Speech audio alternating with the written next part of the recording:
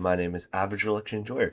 Today is May 27th of 2026. So this is going to be the day after we saw the May 26th runoff here in Texas. We also saw other House runoffs. We saw governors. We see all sorts of results. We didn't see governors yesterday, but we saw other primaries finish in Texas.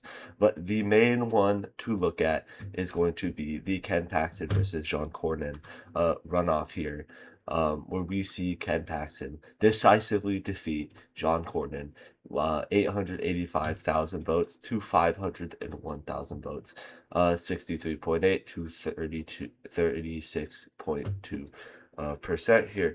A very decisive margin, 25 points, nearly, margin, or over 25 points actually, of a win for Ken Paxton here. So we could see the main result we can see here is how decisive the endorsement coming from Donald Trump still is. I mean, let's just look at the counties here.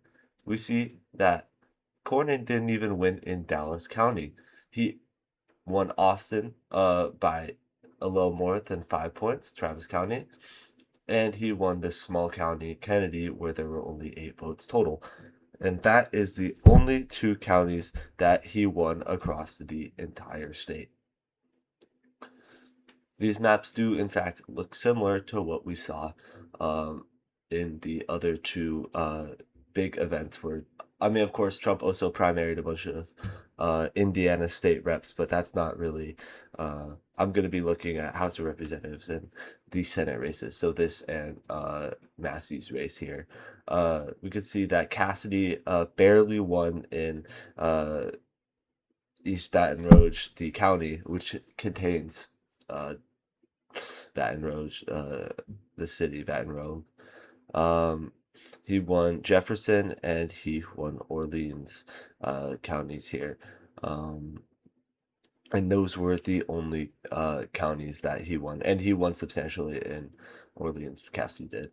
So we could see that the incumbents are doing better with the city Republicans, of course, but that is not going to save them, as in these Republican primaries, a lot more of the vote is concentrated in these rural counties here, of course. And in Massey's case, he was the only one to actually have a competitive election.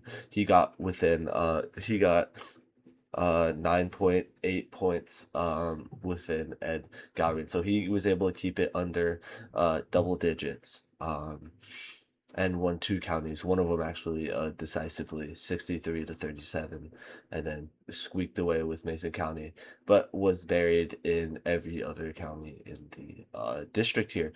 And we could see the common theme of emerging is Trump endorsing against these Republicans. Massey's case, he voted against several critical objectives that the Trump administration have. He's against the war. He wanted release of the Epstein files.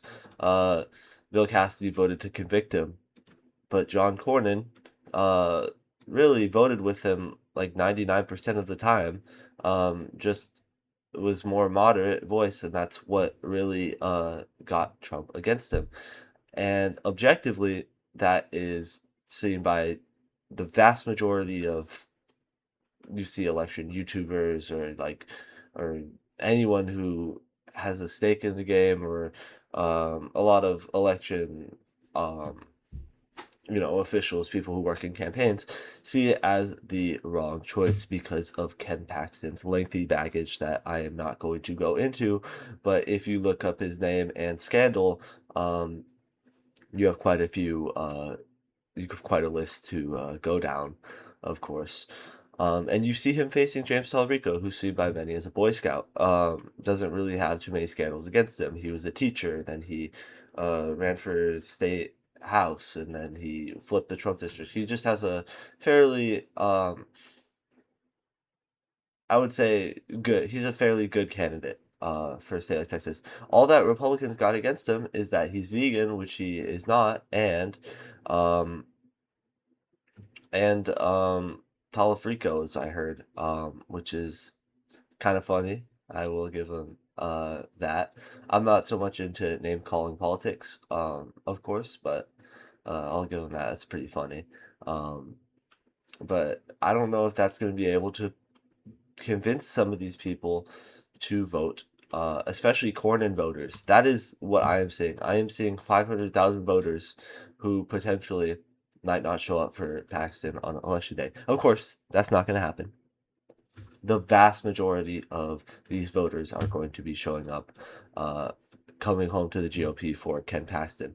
However, I see that if Democrats can't at least convince these people to vote for James Talarico, they can convince them to stay home, or they might just stay home out of their own moral compass or whatever. There's a lot of Christians here, and the problem with Ken Paxton is that some of his scandals do, in fact, relate to his faith, which might be a problem. Um, so people who were still voting for John Cornyn at this point were probably still trying to vote with their morals because a lot of them still do support Trump. And they were aware of the fact that Ken Paxton was endorsed by Trump. So a lot of John Cornyn supporters are probably more on the moral grounds, and those are voters who might not show up for Ken Paxton in the general election in November. And that is something that I think Ken Paxton should be worried about. He should be reaching out to John Cornyn voters. He should be communicating with them. He should be, um, not just completely dissing on John Cornyn and his voters and saying they're unpatriotic or rhinos or blah, blah, blah, blah, blah, blah. He should be opening up his campaign to these voters because, look, that is 500,000 voters. He won by a decisive margin, but that is still 36% of this vote.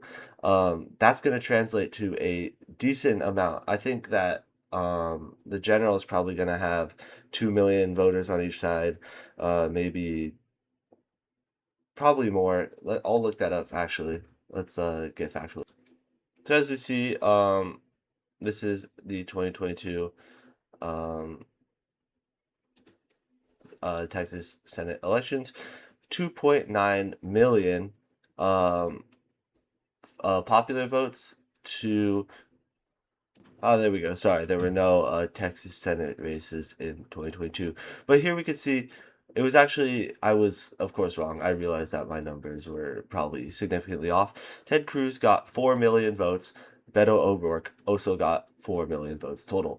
And if we're going to see a high turnout election like this, and presumably something that's going to be somewhat close here between Tallarico and Paxton, because Paxton is such a bad candidate, um, we could see numbers like this. And 500,000 votes is nothing to shy at. 500,000 votes would have made Ted Cruz lose by about 3 points. That is a huge swing. It's a 5 point swing here. Um, that is 500,000 is a little less than it's like a ninth of his total vote count, which is quite a significant number there. That is a huge chunk of the vote that, in fact, chose to vote for John Cornyn for what would likely be moral reasons or against Ken Paxton. And having a significant amount of voters voting against you is not a good sign, especially when Tallarico is. His primary showed that he's doing very well with Hispanics, especially in the South and over in the East here, while also he was able to do fairly well especially in his base of Austin. He was able to turn out ridiculous amount in Austin, Texas here, Travis County. Um, if he's going to the keys to a victory is if he's able to win these two counties here on top of Dallas. These are suburbs of Dallas. If he's able to win those or at least get very close, that would be how he would win Texas. That would be his Tallarico's. But anyways, in any other case, Texas is a state that is regarded by many to require a perfect storm. And right now, we have a very unpopular Trump, a very unpopular Republican Party, a very scandalized candidate, and was seen as a very good candidate on the Democratic side, or at least not a detriment to the Democrats' efforts. Um, So we are seeing what might be the perfect storm setting up for Dallas. Of course, you can't ever predict that the Democrats are going to win until they do, because Texas is the Democrats' white whale. But if there is ever going to be a year where Democrats are going to be able to flip Texas, this would be it. So I'd like to thank you guys for watching this video, and I hope you have a fantastic rest of your day.